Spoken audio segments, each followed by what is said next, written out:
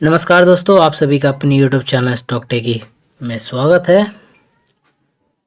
Currency का और stock options का, निफ्टी बैंक निफ्टी का जो भी और जैसा भी सेंटिमेंट्स होता है वो मैं आप लोगों का टेलीग्राम पे पोस्ट करवा देता हूँ।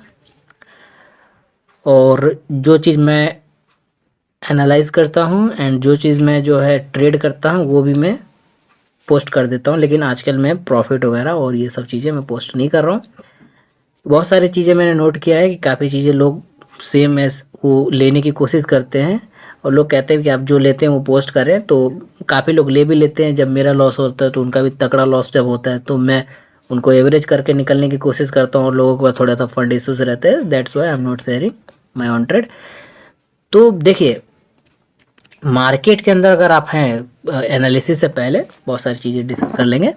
एनालिसिस से पहले आपको मार्केट के अंदर रहने के लिए एक चीज़ ज़रूरत होता है, वो है आपका मार्केट का सेंटीमेंट।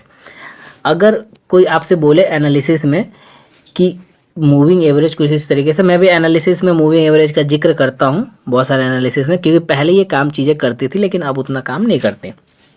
ठीक, कि 200 mA लगा लीजिए, 150 लगा लीजिए, 20 एंड 13 8 आप लगा लीजिए। देखिए ये वर्क करेगा सेंटीमेंट पे, calculation of the algorithm candles का। ठीक है, इन सब चीज़ों पे वर्क करेगा ये, है ना। लेकिन मार्केट का एक सेंटीमेंट होता है, जैसे कि मैंने आप लोगों को कहा था कि आपको जितना भी करना है जून जुलाई अगस्त, जुलाई और अगस्त में आपका मार्केट अप साइड में जाने वाला है। और प्रीवियस मैंने वीडियो में आपको कहा था कि आपका यूएसडी एनआर बुलिश है एंड करेंसी एंड ऑल जितने भी है वो बुलिश रहने वाले हैं। ठीक, और ये सेंटिमेंट पे मार्केट काम करता है, ये आपको मैंने कई वीडियोस में बता रखा है। यहाँ पर आप टेक्निकल एनालिसिस कितना भी लगा लेंगे वो आपका कुछ काम नहीं आने वाला। हाँ, थोड़ा बहुत प्रॉफिट आपने किया और उसके बाद आप फिर दोबारा लग गए, फिर दोबारा आया, दिन भर में आपने 10 ट्रेड लिया जिसमें से 4 5 6 7 सीख गए और आधे इज इक्वल टू आपका पोर्टफोलियो माइनस में रहेगा। ठीक, जब तक आप मार्केट का रिदम नहीं समझेंगे, जैसा कि मैं हमेशा बताता हूँ और बहुत सारे वीडियोस अवेलेबल हैं, जाके अपने इसी यूट्यूब चैनल पे आप लोग देख लीजिए कि एक्चुअल में मार्केट के अंदर होता क्या। मार्केट वर्क करता है टर्नओवर एंड डेटा। ठीक, टर्नओवर डेटा और डेटा कैसे रीड करें इसके ऊपर मैंने वीडियो बनाया हुआ है बहुत सारे, आप लोग जाके उसे वॉच कर सकते हैं अपने करेंसी कोर्स के उसके अंदर। वो पूरा वीडियो नहीं है, फिर भी आपको रेफरेंस के तौर पे वो मिल जाएगा देखने के लिए।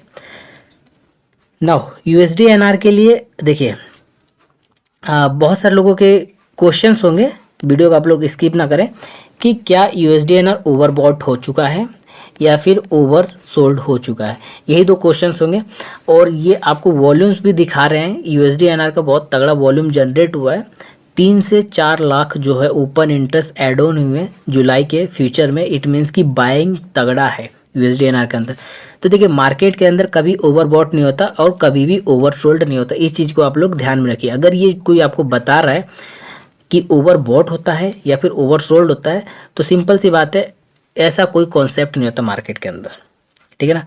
ओवरबॉट का मतलब क्या होता है कि खरीदते के ऊपर बेचने की बारी आ जाएगी। नहीं, ओवरसोल्ड का मतलब क्या होता है कि गिरता के मार्केट उठने की बारी आ जाएगी। नहीं, ऐसा नहीं होता। देखिए, इसी सेंटीमेंट में आपका मार्केट उठेगा भी, इसी सेंटीमेंट में आपका मार्केट गिरेगा भी, उठेगा भी, गिरेगा भी। तो हम ओवरबॉट ओवरसोल्ड का जोन नहीं देखते यहाँ पर हम देखते हैं कि एक्चुअल मार्केट में चल क्या रहा है। तो देखिए, यूएसडीएनआर के अंदर अभी आपके ऊपर बुलिशनेस बना हुआ है। ठीक, तो ये हम लोग जो एनालिसिस कर रहे हैं ये जुलाई का फ्यूचर है।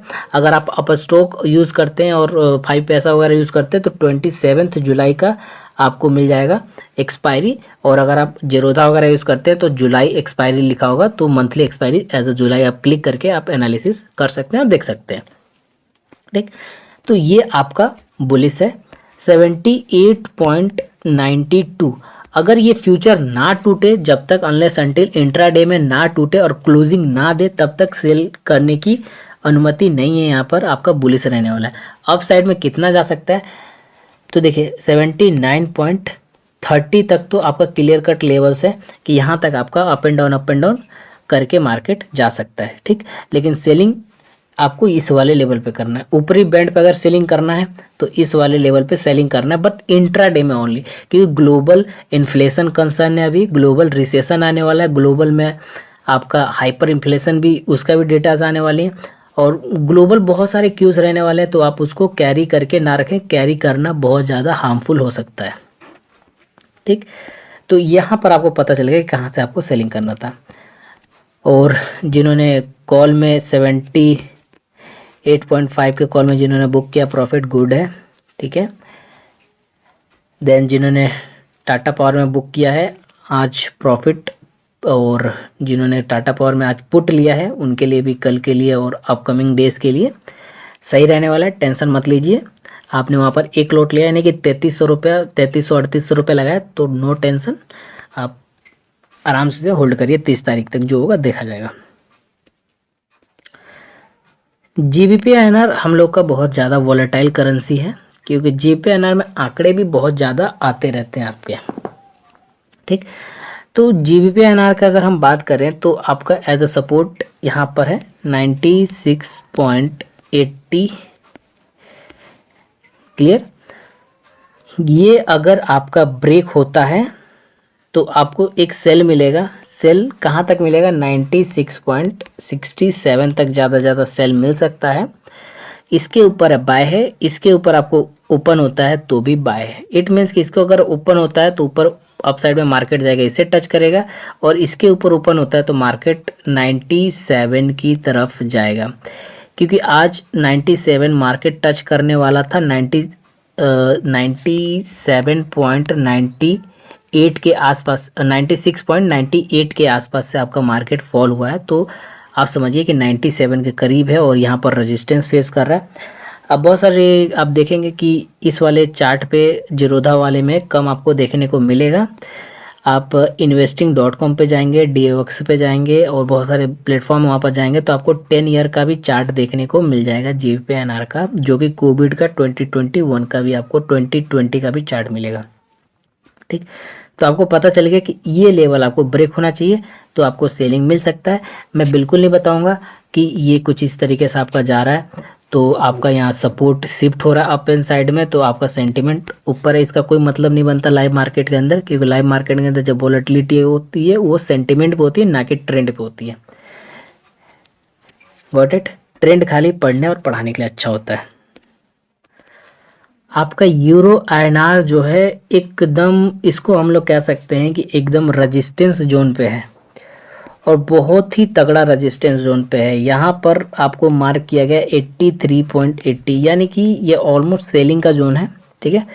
और ऊपर में 83.91 बाइंग का जोन है। अगर ये ब्रेक होता है तो बाइंग आपका बनेगा, ये अगर ब्रेक होता है सेल आपका बनेगा। अगर ये आपका ब्रेक होता है तो आपका बाइंग 84.40 के आसपास आपका चलेगा, और अगर यहाँ से सेल होता है तो 83.64 के आसपास सेल होगा। तो सेल जोन तो अभी इसके नीचे आएगा तो सेल आप लोग कर सकते हैं, अदरवाइज इसके ऊपर सस्टेन कर रहा है तो बाय बनता है, इसके ऊपर सस्टेन कर रहा है तो भी आपका बाय बनता है EUR/INR के अंदर। बाकी ग्लोबल क्यू से वो कैसे रहने वाले हैं आप लोग ध्यान दीजिए उसके ऊपर। देखिए जापानीज INR के अंदर जिबुन जो सेंट्रल बैंक ऑफ जापान है उनका बहुत सारे स्टेटमेंट आते रहते हैं, वीक में 1-2 बार आता रहता है, क्योंकि जापान जो इकोनॉमी है वो fastest economy of the world है, ठीक है। तो उनका ज़्यादा कंसर्न रहता है ग्लोबल इकोनॉमी को लेके। तो उन्हीं के हिसाब से अगर हम जापान की देखें तो गिरना तो नहीं चाहिए जापानीज INR, बट ये फॉल कर रहा है, लेकिन फॉल कहाँ तक कर रहा है वो इस वाले लेवल तक मायने रखता है, यानी कि 58.5।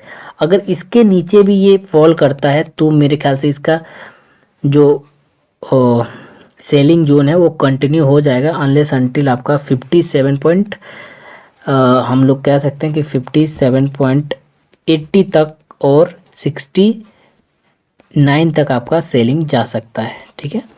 तो यहाँ कहीं ना कहीं सेलिंग हो सकता है, लेकिन अगर इसके ऊपर बाय चांस इसके ऊपर मार्केट ओपन होता है या फिर इसके ऊपर ओपन होता है या फिर इसी जहाँ पर क्लोजिंग है इसके आसपास ओपन होता है और यहीं पर ऐसे कंसोलिडेट करके अप एक बार निकल जाता है, तो हमारे लोगों का सपोर्ट है वो बाइंग, और आपको बाय करके चलना है। यानी कि ऐसे ट्रेंड आप लोग ढूंढेंगे कि ऐसे डाउन जाएगा और फिर या तो ऐसे आप ट्रेंड ढूंढेंगे कि ऐसे करके अप जाएगा, नहीं वो अप जाएगा तो अप जाएगा, आप रोक नहीं सकते उसको, ठीक। तो इसके आसपास ध्यान दीजिएगा कि अगर if open below and above तो आप उस तरीके से अपना ट्रेड एग्जीक्यूट कर सकते हैं, ठीक है। होप सो एनालिसिस आपको अच्छा लगा होगा।